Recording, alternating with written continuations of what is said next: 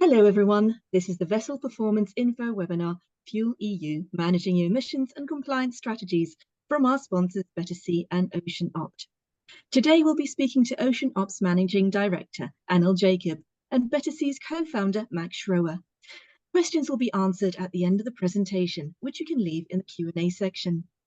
Here is our host, Carl Jeffrey from Digital Ship. Carl, over to you.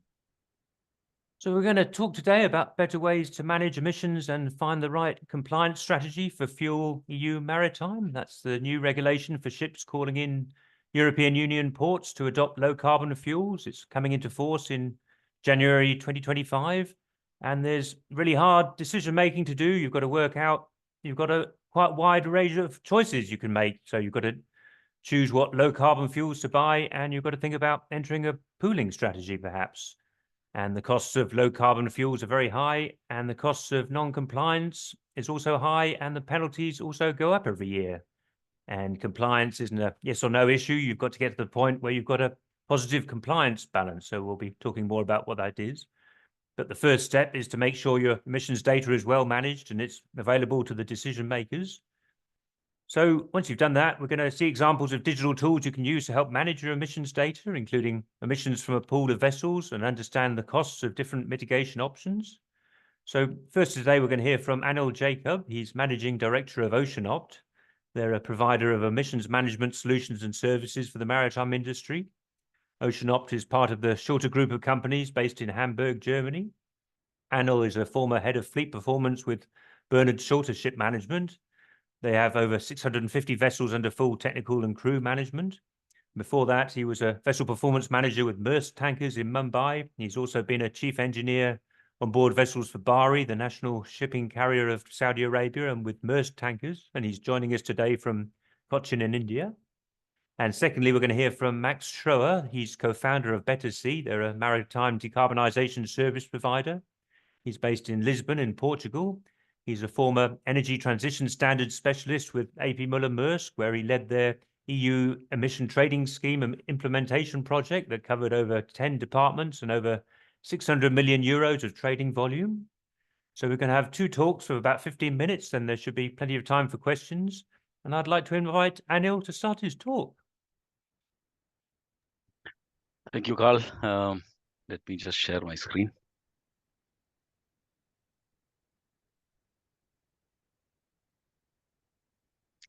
Yep. Fine. Can you see the screen? Yep, that's good. Okay. Yeah, so thank you, Carl, once again for the introduction. Good day, everyone. And thank you for taking the time to attend the seminar.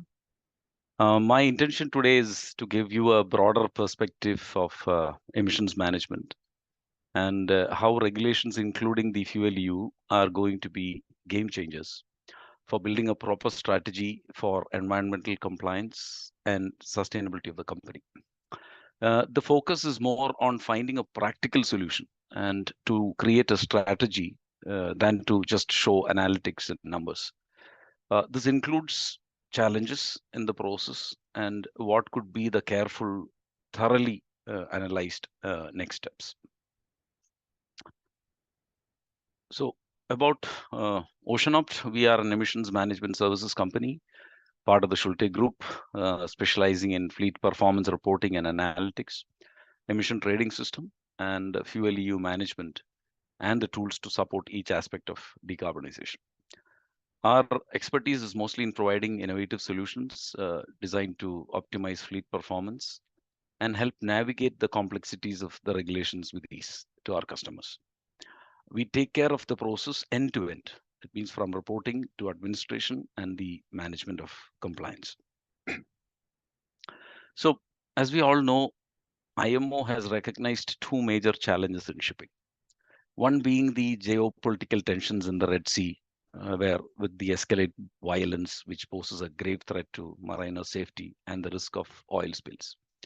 Along with it, they have recognized the second being decarbonization of the industry and bringing all stakeholders together in achieving the goals set by the body. So the interesting fact is that both these challenges are interrelated, since it has led to more emissions due to the increased duration of the voyages.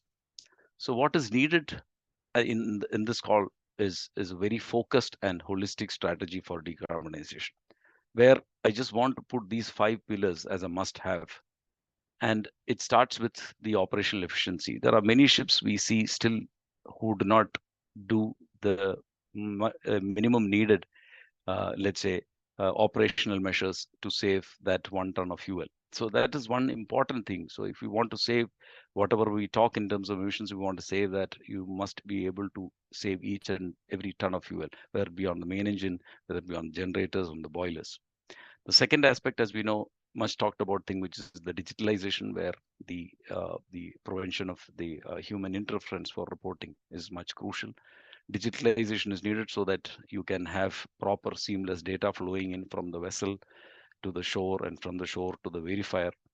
And that's where the third pillar is much more crucial, where I call it as the data management part. So here digitalization and data management have a difference, because digitalization is more into the technology side, but data management is also the correction and the submission of the data, because you need that for your IMO, DCS, UMRV process, which are the platform on which we have the entire EU ETS and the FuelEU structure.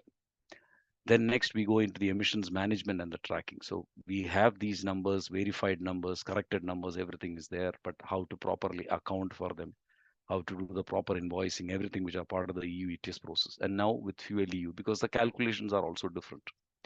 And finally, the most important subject as of now, which is the alternative energy, because everybody's focus is on alternative energy, thanks to this FuelEU convention, which is now come up in place. So finally, once you have an understanding of this very holistically, you have to basically formulate a strategy, and this strategy must consider the present condition. This means specific vessel cases, addressing first each gap in the operation, and then holistically gaining a picture of the fuel costs of the fleet, and thus making an informed decision on investment. This has mainly the fuel cost, the technology cost, which is the ESD, ET, the digitalization, whatever you're doing in the fleet, and plus the important, which is the regulatory cost. So there should be, at the end of the day, a motivation to invest, which I believe is kind of lacking today because of the complexities which are in place. We are at a time where many regulations have come in, and every regulation has its own calculation, its own rules, and mainly for any person who's basically looking into the future, it's kind of too complex at this stage. Just to touch upon the basics of FuelEU, as you know, most of the fuels, the GHG intensity is already on the high level. So if you see, all the conventional fuels are already attracting penalties in the present year and also in the near future. So we are mostly looking at the LNG and the other fuels, alternative energy sources, which are being discussed today. And according to us, FuelEU is a real game changer, because the rules and the calculations have been made in such a way that eventually everyone is forced to move into alternative fuels. I would not touch upon the basics again, but we know from the graphs that conventional fuels attract a lot of penalty, and LNG and biofuel are the ones where one could look at compliance and a positive balance. And so there is a lot of attention for it, considering the fact that most of the stakeholders are looking at how to navigate the next 5 to 10 years, since they already have conventional fuel engine vessels in the fleet. And before the fuel EU really cuts the throat in about a decade, we know that it's going to be the EU ETS cost in the first 5 to 10 years, and then the FuelEU cost will take over because of the targets that are set in every 5-year period. And how to manage this holistically is crossing everyone's mind. So it's important to evaluate the difference between EU ETS and FuelEU. As you know, one is a directive, the other one is a regulation. In the EU ETS, you already had the mandate where the owner or the ISM company is there, but for the FuelEU, the responsibility is mostly on the ISM manager. So the important aspect is, when we look at the cost, it's not just the FuelEU costs. The EU ETS cost also needs to be considered, since both go hand in hand for any vessel trading the EU. So coming back to strategizing for the fleet, an evaluation of the consequences of both the regulations needs to be assessed. The calculations are different, the principles are different, but fortunately the EUMRV is the base for both. And as I said, here again, the data management plays a crucial role, which includes the verified statements and the platform on which numbers, the negotiations, the contracts all run. So here, if you see, what I have indicated is the cost of the IMO grades, which are the main fuels used to calculate the GHG emissions. And if you can see, the FuelEU and the EU ETS costs combined come up to about 35k euros for 100 metric ton fuel used. The other fuels are also closely behind, but these are generally the grades, as you know, the IMO grades, which are HFO, LFO, and MDO that we consider. So this is the kind of cost that we look at for conventional fuels. But if we change that to a scenario where it is replaced by biodiesel, then if you see from the 35k euro, the cost comes down to 25k. This is including both the FuelEU as well as the EU ETS cost. So just to say the relevance of biofuels in the present scenario. So coming to the strategies for compliance, broadly there are 4 options: paying the penalties, borrowing, banking, as well as the pooling. There are 2 scenarios for a vessel after it has calculated its compliance balance. Either it has a surplus or it has a deficit. So if it's got a surplus, it can either bank the units or use it in a pool to help the deficit vessels become compliant and get revenue out of that agreement.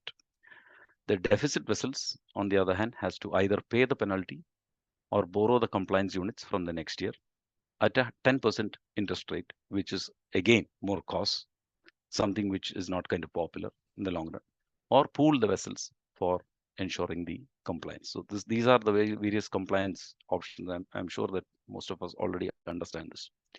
But why pooling is kind of the most popular and talked about compliance option right now? If you see the scenario where shipping company X is in the pool, and there is another vessel which is having 130%, and then this is 70%. So there is a transfer of that 30%. So the whole fleet becomes compliant because there is a transfer of the compliance unit between vessels. So this is the flexibility that the pooling provides. So this compliance option creates a lot of flexibility and efficiency to meet the targets. And so it creates incentives to use the sustainable fuels and to also reduce the impact of high costs for non-compliance. The interesting part is that the pooling is open to all vessels, irrespective whether they are under different ship managers or fleets. And the another interesting aspect is that the European Commission has not opted to create a government-run marketplace for pooling. Instead, allowing the players to establish their own pooling arrangement and the prices. And the pools can change between the compliance years. However, this nature of pool creation comes with a price discovery where anywhere it is traded between something which is just below the penalty and a minimum, as we can understand, to cover the cost of the abatement. But another important point is that it needs to incentivize the vessels with the positive compliance balance to be part of the pools rather than the other option that they have, which is banking.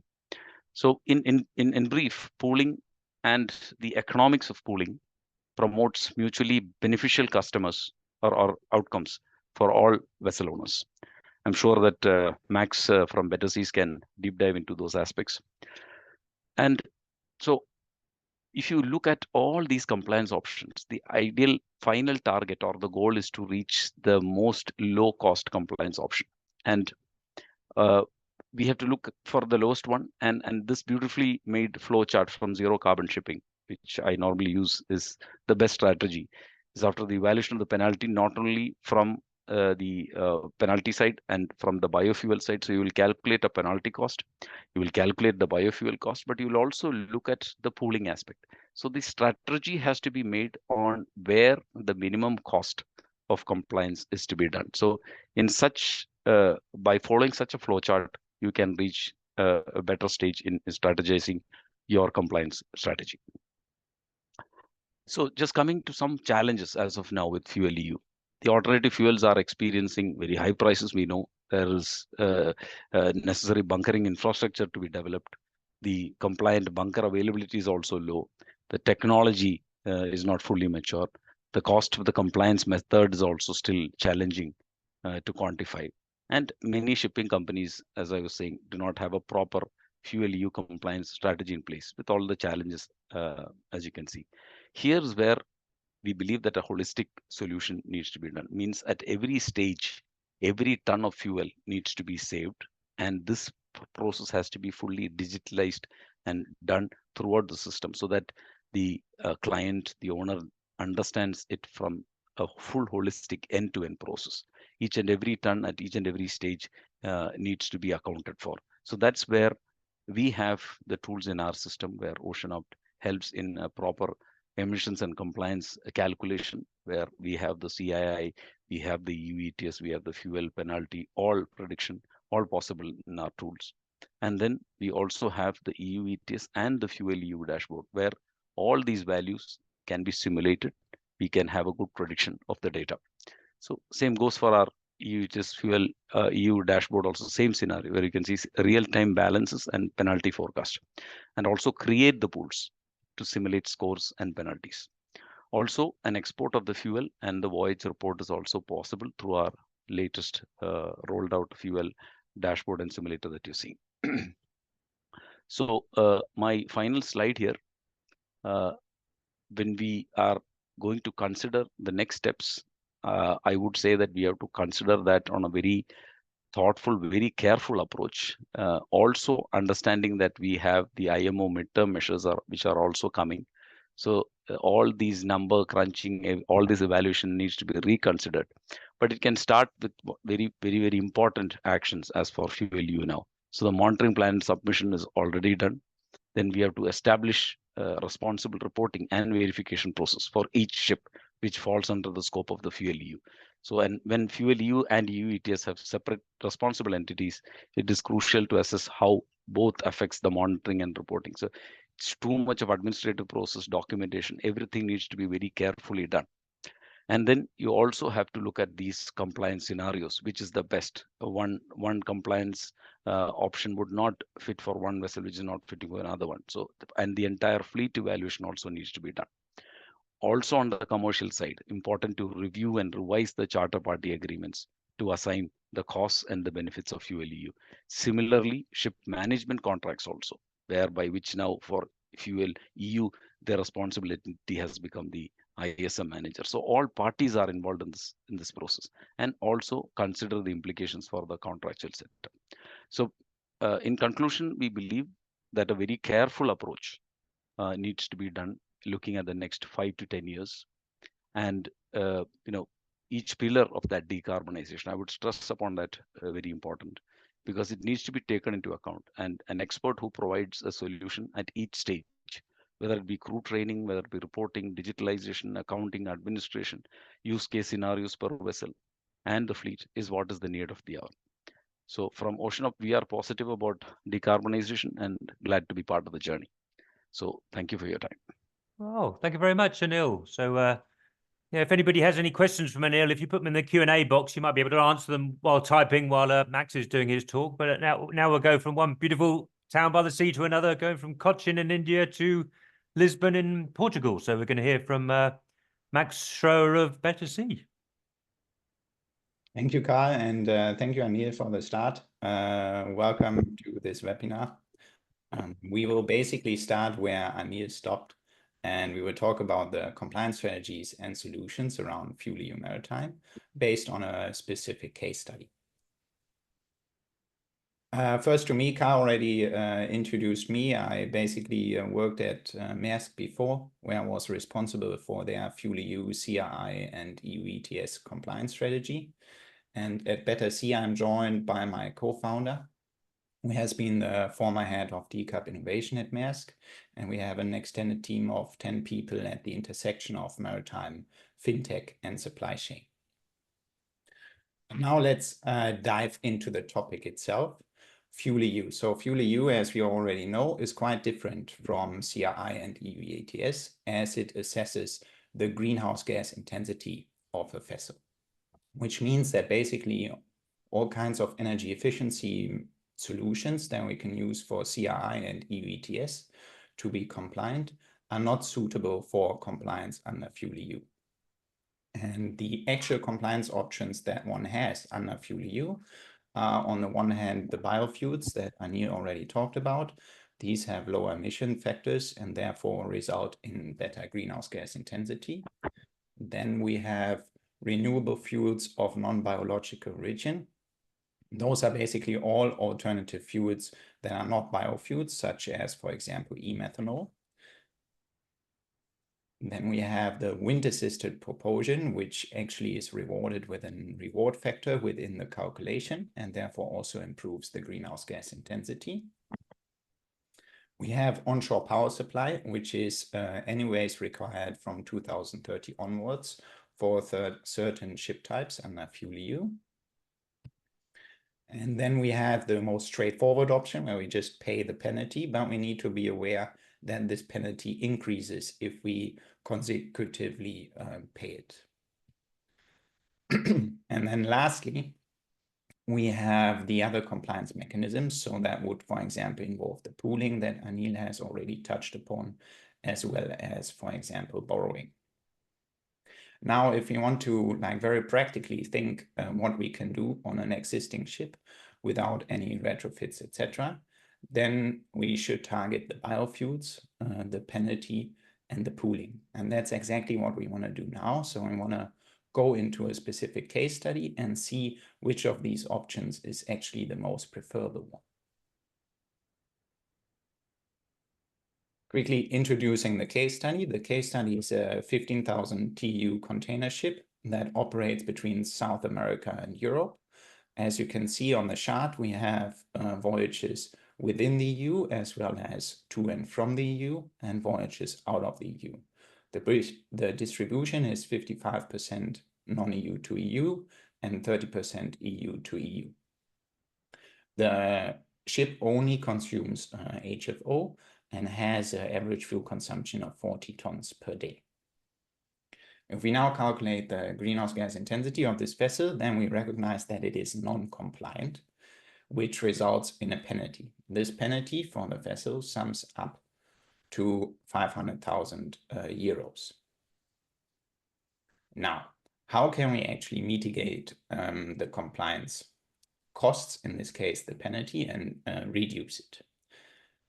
We did discuss that the first option for being compliant is simply and straightforward paying the penalty. However, as I shared before, it's important to note that the penalty increases over time if you do it consecutively.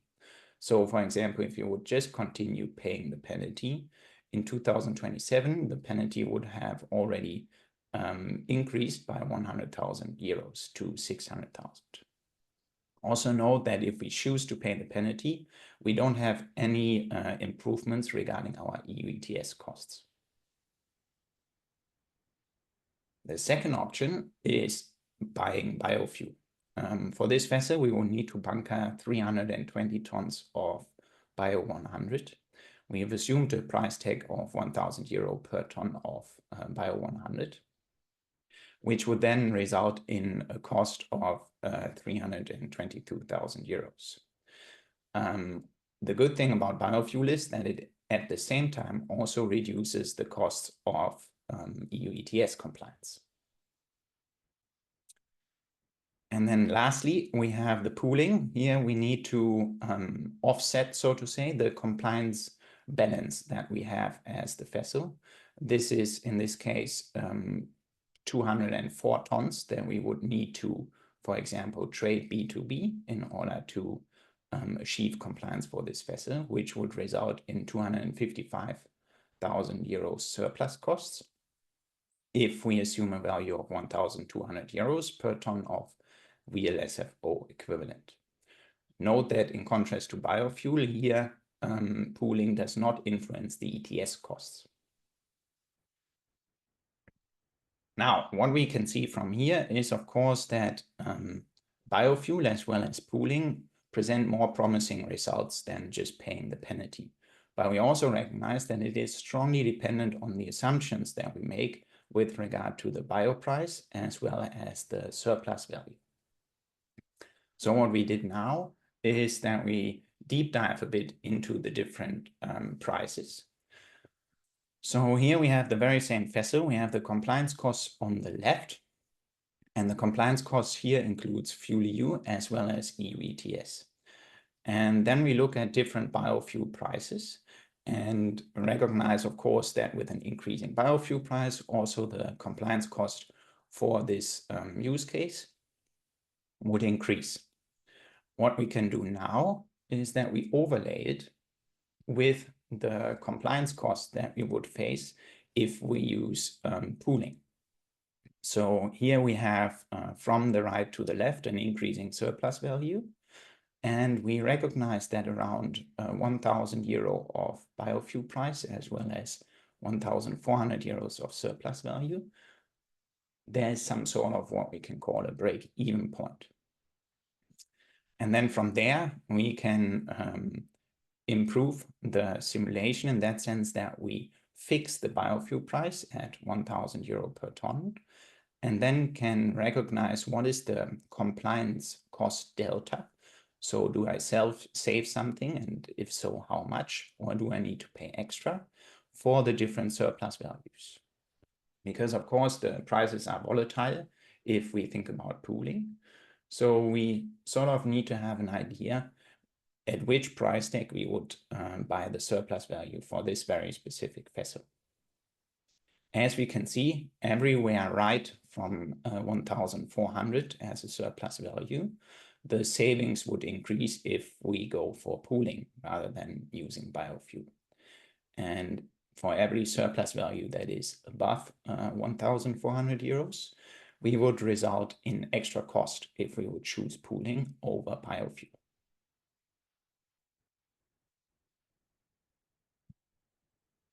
Now, all this you can also do on your own for your own vessels, because we now just used a case study. So we just released a strategizer on our website that is free to use. And you can scan the QR code or go on the link in the bottom and start strategizing for your own vessels. I give you a bit of time to read the QR code. And then from there, we will actually ask ourselves, okay, we figured out there's biofuel and there's pooling, but how can I actually pool? What is required from me as the person who owns the surplus or is in need of a surplus? And that are several things. So we see our friend Stylianos in the middle, who is already quite stressed with the pooling task. So on the one hand, he of course would need to calculate and simulate the fleet level compliance. So for his own vessels, what is the compliance status? Then he would need to assess the cost that he faces for compliance, both penalty as well as biofuel. And once he figured out pooling is the best option to go for me, then he would need to find a compliance pool partner. And that, of course, manually, if he doesn't use any solution for this. Once he has found the compliance pool partner, these two basically need to consolidate the values. So they need to combine the data that they have on their own vessels and need to check, okay, what is the pool compliance balance?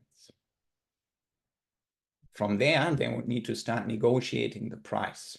But as Stylianos just reached out manually, he doesn't even know what an actual market price of the surplus is. So he makes decisions without having any index. Then, once they have agreed on a price, they would need to develop the legal framework around pooling. So the question is, what are the liabilities around pooling, etc.? That needs to be set in stone by both parties. Then they would need to find a pool verifier that both parties agree upon. That does not necessarily need to be one of the EU MRV verifiers used by the two parties. And then, of course, they would need to receive the pool verification together. As you can see, it's quite some task that Stylianos and then at some point also his pool partner would need to go and do together. And that basically means that Stylianos will need to call a hell lot of people. And all this, if Stylianos does it on annual verified data, only leaves him with 1 month of time to figure out all these tasks. The good thing is that Stylianos also has another option. Stylianos could just use BetterSea solution, because here we have done the whole process in a simple, fast and streamlined way, meaning that we do the onboarding, the connection with the EU MRV data, the KYC processes of all potential pooling partners. Then from there, we track Stylianos' compliance surplus / deficit, and of course, his potential penalty. We simulate the impact of the different compliance options so that Stylianos can also strategize on choosing the right one, not necessarily pooling. And then Stylianos can use our open marketplace to actually find the right pool partner for him based on what is offered or what he requires. After that, he can just easily execute the whole deal because we have implemented the contractual agreements around pooling, as well as the payments required between both parties. And then it's just as simple as verifying the pool, which is also included in the solution. And this whole process then doesn't require him to do any codes, and he just needs to do a few clicks. To show you also, give you a sneak peek on how that looks on BetterSea. So basically on the right side, you see a short view into the marketplace itself. But what can be done is, of course, that Stylianos calculates the compliance surplus and deficit, that he finds on the marketplace the right party to pool with, and then that he settles the contract between him and his partner, and then that he verifies the pool afterwards. And if you are interested in following Stylianos' example, then feel free to book a product demo, join the 5,000 ships in scope, and then let's start pooling. Just scan the QR code and let's go.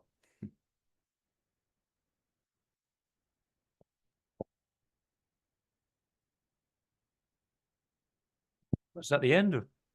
Yes. Oh, very good. Oh, yeah, well, fantastic. Okay, so if you, Anil, you want to turn your camera on and we'll go into the Q&A session, and I guess you can turn the screen sharing off. So if anybody has any questions you want to put in the Q&A box, we've had one so far, which Anil has answered, and I've got a few of my own. Perhaps since we don't have any other questions, we go on to, we come to so Darren Kutungal is, I think he's with Glencore, according to his LinkedIn. So he's saying, Anil stated biofuel option is cheaper to run. Is that by bypassing the scrubber system? And does it consider the shelf life of the biofuel? So I didn't quite understand why. I mean, there's nothing to do with scrubbers here. I don't know if you want to give any more sort of orally, even though you answered it already. You're both on mute, by the way. That's why I've mentioned that we've not taken into account the EGCS scenario. But for sure, the shelf life of the biofuel is important because due to the stability problems, the characteristics of biofuels. So that's one thing that we've considered 3 to 6 months, but nothing on the EGCS front. But open to any comments on that. We've not considered that scenario. When shipping companies buying biofuel normally burn it straight away, don't they? They don't store it for months, or is it? For longer voyages, most likely there will be, fuels that are there, and specifically also if you have issues in the fuel also, you might have to keep it on board. But fuel handling is very important. That's a very important aspect here because we've had cases, from the 2020s, you've seen all these fuels that have come by proper mixing and all. We always face a lot of problems in fuel handling, not kept at the right temperatures, and you have purification, sludge problems, all that. So the same could happen here as well. So shelf life is important. It's an important factor that we cannot, neglect. Okay, so we've got two more questions. One from Damodaran, another one from Paul Gorin. So Damodaran is saying too much sludge is created with biofuel in our experience, so the cost is much in question. Paul Gorin is asking about mass balancing. I don't know what he's getting out of that. But I mean, there's lots of different fuels. There's a different world which fuel we use, and we assume these problems will be solved just as the EU is, I suppose. So it's not really, when we hopefully the other fuels around, it's not just biofuel, but plenty of companies have used biofuel. I don't know, Max, do you want to add any perspectives? Yeah, I think I can answer also, Paul, on the mass balancing. So as I understand, and what I think Paul refers to here, is that you can use the alternative fuel throughout the year that you have used on the voyages and allocate them in the most beneficial way, which basically means that, imagine if you go into the EU, you only account for 50% of the emissions. But if you have used 70% biofuel on that voyage, you can take the remaining 20% and allocate it to another voyage where you maybe only used 30% biofuel. That's if you're doing a mixture of voyages to the EU, and yes, that's another complexity we didn't even cover. Crikey. Yeah. I think somebody said if every question on this is two different, four more questions follow on after it. So can buoy. Oh, we're sticking with biofuel here. What type of biofuel is used in the case study? Emission factors, figures of, was it fatty methyl ester? Something is not given in Annex 2. Oh, crikey. Yes, I can also take that. Okay. In the case study, we have simply assumed a 70% reduction in emission factor for the biofuel from HFO, and we have used an LCV of 37,200. Wow. Is this some? I mean, this isn't what I was expecting the questions to be about. I mean, I guess every shipping company by the sound of it is thinking we have to use biofuel. That's all we have, and there's a lot of problems with it. Is that that's not something either of you mentioned in your talks? I don't know. I mean, should shipping companies be thinking about biofuel, or do they think a bit more about blue ammonia fuel is just around the corner, hopefully, or in a couple of years? And I guess next year they have to use biofuel, I suppose, in January. That's the only option they have, isn't it? Yeah. Anything got to add, Anil? Then we've got more questions. Yeah. So, yeah, there's a question that what kind of data input is the most common to use in the OceanOpt solution. So we work with all kind of data. So it could be sent to us in Excel sheets. It could be the ones that are manually given, and also the sensor data. So all kinds of data till the time you have a proper digitalization platform and proper performance monitoring, all is possible. And the OceanOpt platform takes care of all kinds of data. I'll take the other question also, which is how are vessel crew affected by the FuelEU, and how is the industry planning to train the crew?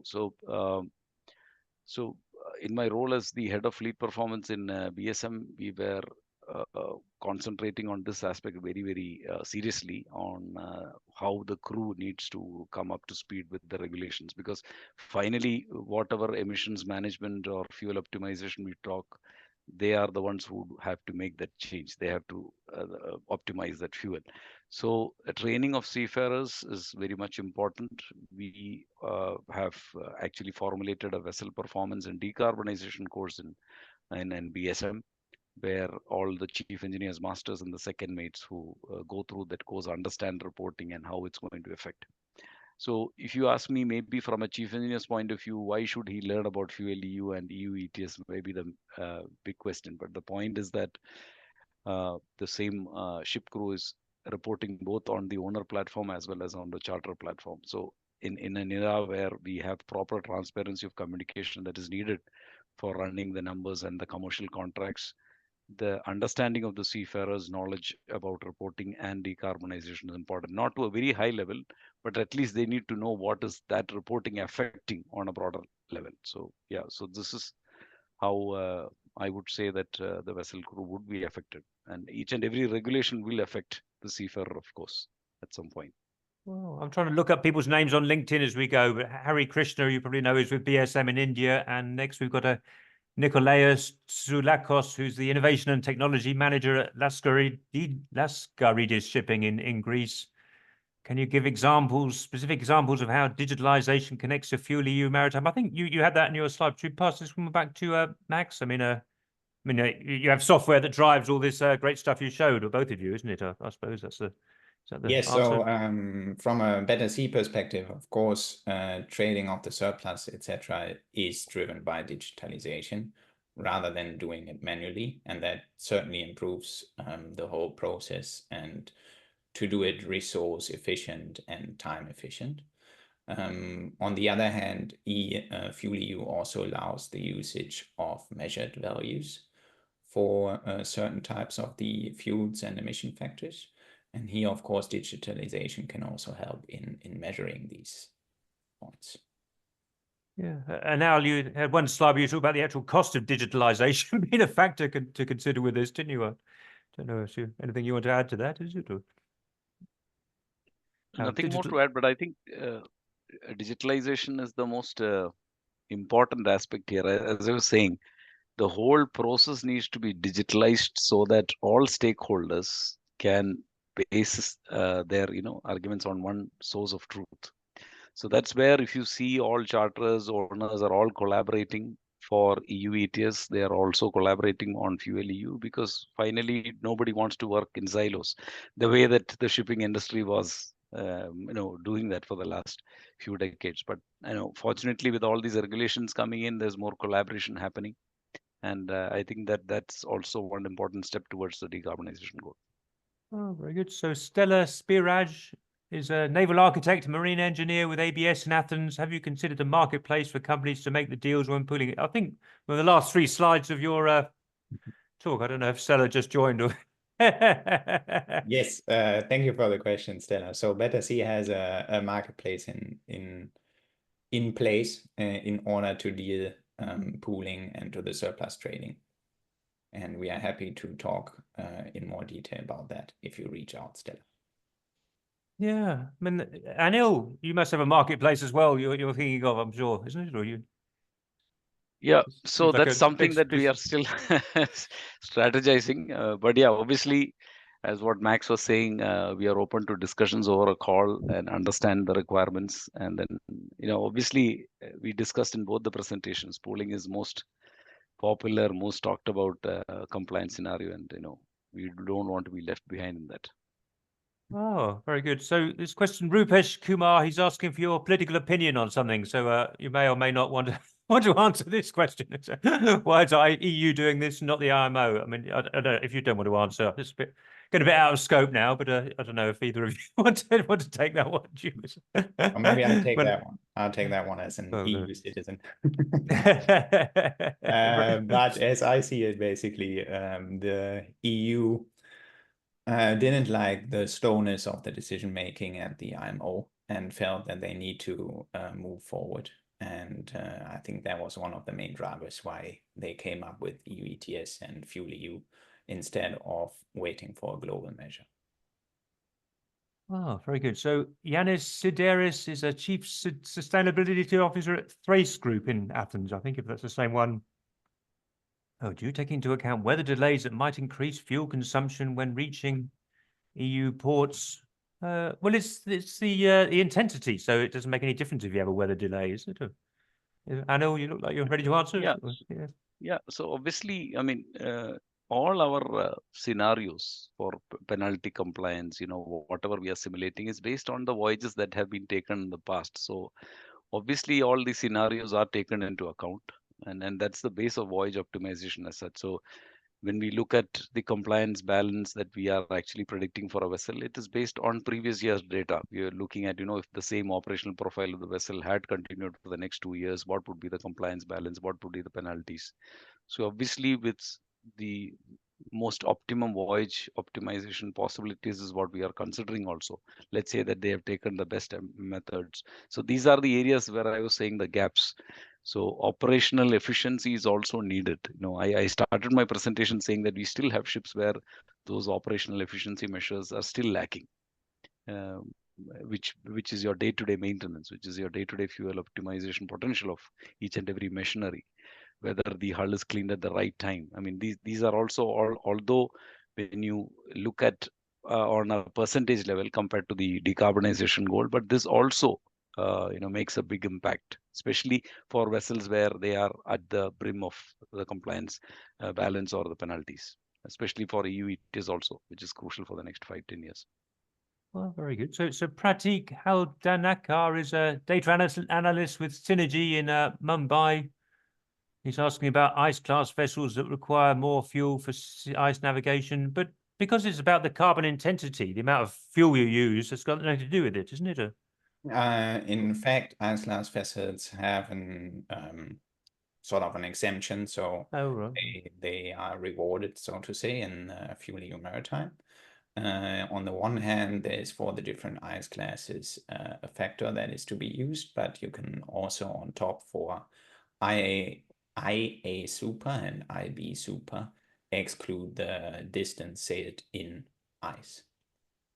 Right. I mean, maybe we should clarify. I mean, so CII is emissions per transport work done, whereas this is emissions per megajoule of fuel used, which are totally different things, actually. And perhaps there's a lot of confusion. Well, I guess understandable. There's a lot of confusion when it's so difficult. I don't know. Now, do you want to maybe yeah, so go over different calculation methodologies, I would say, but that's where I said that FuelEU is going to be a game changer because it's financial in nature. CII is not penalizing. That's the biggest difference. CII is more in terms of commercial agreements, looking at a vessel which is E-rated, but still you can actually escape that by making a new monitoring plan and giving more excuses for the next year, let's say.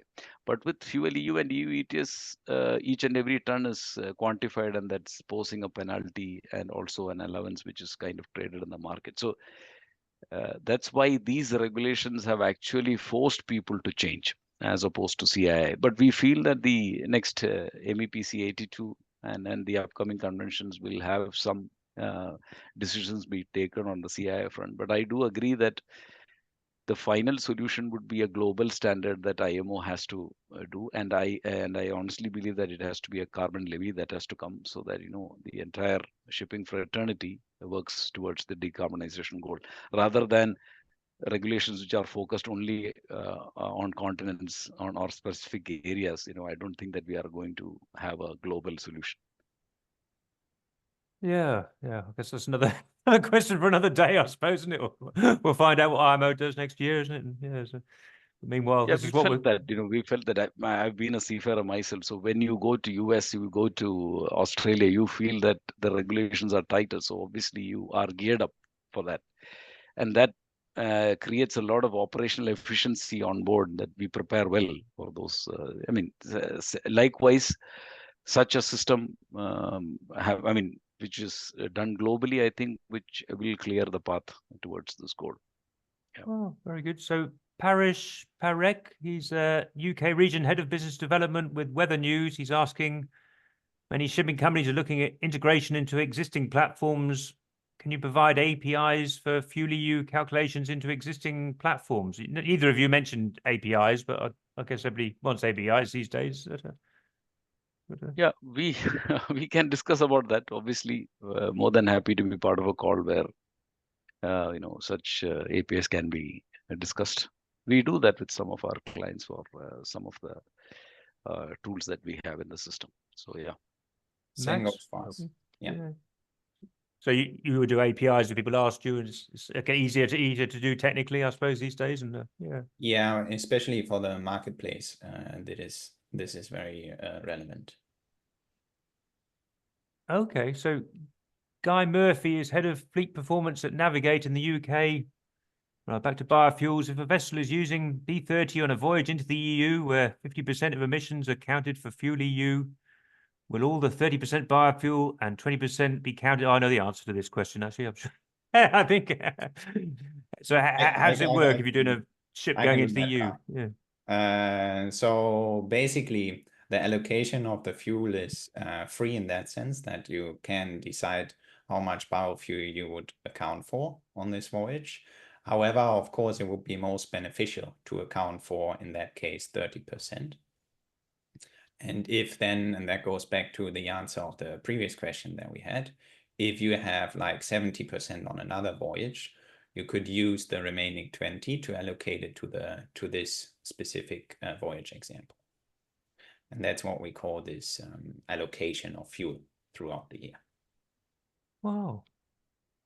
The question going through my mind is how on earth people can conceptualize all this stuff when it's so difficult. I mean, I guess you've got to segment the challenge up. I mean, Anil, you've done vessel performance for 630 ships, or with a I mean, maybe it was easier 4 years ago and you didn't have all these rules, but how? I mean, what's your advice in how people should approach this, just even mentally, to look at it in separate pieces? Yeah, so it's not a perfect world out there. That's the first thing that I have to say. So we still have gaps for vessels and fleet teams understanding performance. Obviously, maintenance and safety and all those aspects are taken priority on board. But so digitalization helps a lot in changing that, because it's all human reported logs that are coming in which needs to be corrected. So digitalization helps in that way. The automation process also with sensor data, that will help. That is the next step. But as you know, majority of the fleets, majority of the vessels don't have sensor data coming in. So that's also a challenge that we have. So it's a constant journey that we have digitalization process. We go into training, we make the people understand what is the relevance of this and what is it leading to.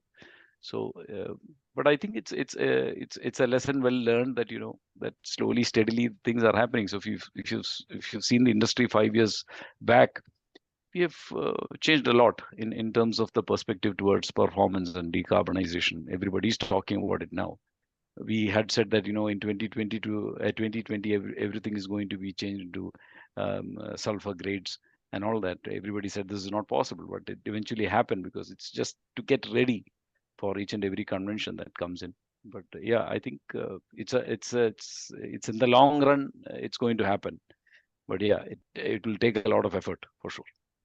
Yeah, I mean, for Max, I mean, I was thinking about the pooling. I mean, pooling decisions sound like they should be done by the commercial parts of shipping companies, where these are a lot of technical decisions are commercial, and technical people in shipping companies normally sit in different buildings sometimes, don't they? And I mean, I guess it's massively challenging for companies. I guess they have to segment it somehow and tell the commercial people what to look for, while the technical people worry about the data. Is that where? Yeah, it helps a bit that we had the ETS before, where also already, trading teams, etc., had to talk to the technical and operational teams, so that was good. But in general, of course, there are several departments involved, and we therefore also show different screens for different user profiles, etc. And then, the technical guys can see the compliance balance for each single vessel, whereas then the commercial guys can see the surplus rate traded on the marketplace, the index, and so forth. Yeah. I mean, on the pooling, I mean, we had this discussion before we started about the knowing your customer. I mean, can you really trade with someone on the marketplace you don't know personally? I mean, the shipping industry is well known for its personal relationships, and you only do business with people you've known, your dad know. And I mean, it's quite a cultural shift if now we're doing trading with other shipping companies on a marketplace. I mean, do you think? Yes, so we personally believe in an open marketplace, in that sense that it is very valuable if you know at which price the surplus is traded somewhere else. Otherwise, you make decisions without any knowledge on the actual value. And then the KYC process is quite very sound in that case. So you don't need to fear that you end up with someone you would not want to trade in with. So for example, we also enhance it with maritime specific questions. Like, we have customers that said we don't want to pool with a black flag state vessel, and then they can exclude that. And obviously the pooling partners with black flag state vessels would not show up on the marketplace for this specific participant. Well, how would the pricing be worked out? I mean, if I'm facing a penalty of $50 and I can buy something from you as a trading partner, I'm not going to pay you $50 for it necessarily. I'll pay you 40, isn't it? That's normally how I expect to pay you a bit less. Sorry.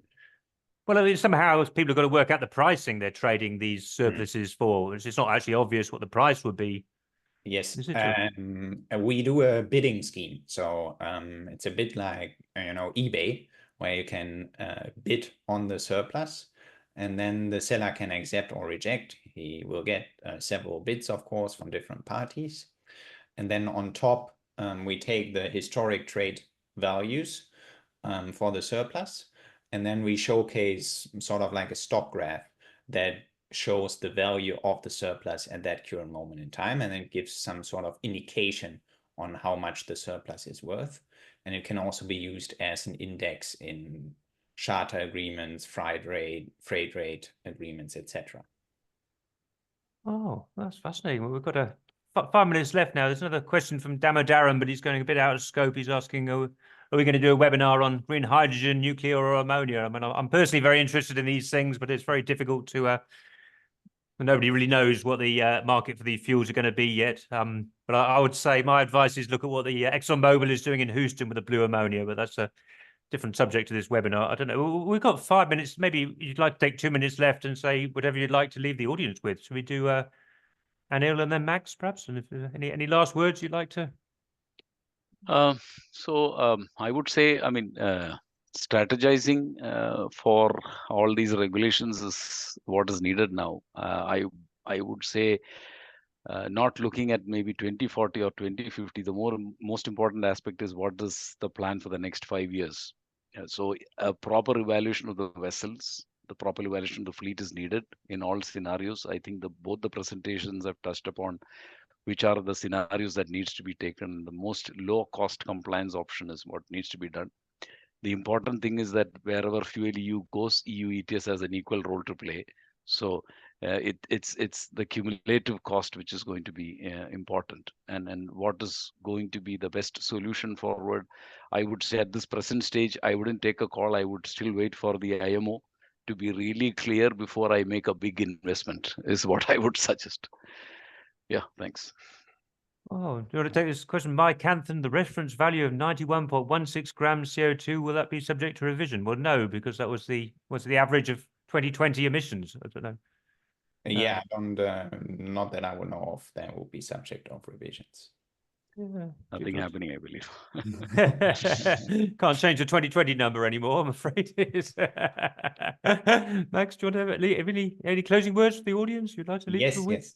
I would echo Anil in the case that it is a lot about interdependencies between regulations, and it's also a lot about interdependencies between the departments, as you said, Carl.